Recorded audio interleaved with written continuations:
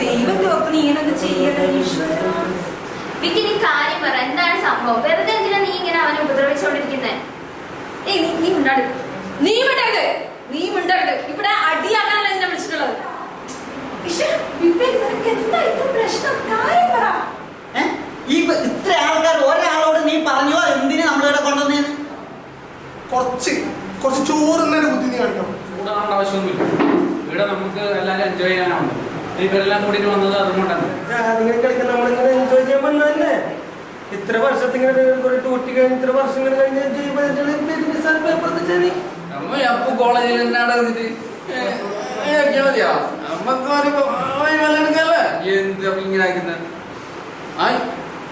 നിങ്ങെന്താ cake ഞാൻ എന്റെ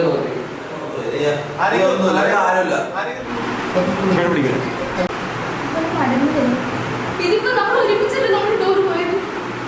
അവിടെ എവിടെ ഉണ്ടാവോ? ഇനി ആരും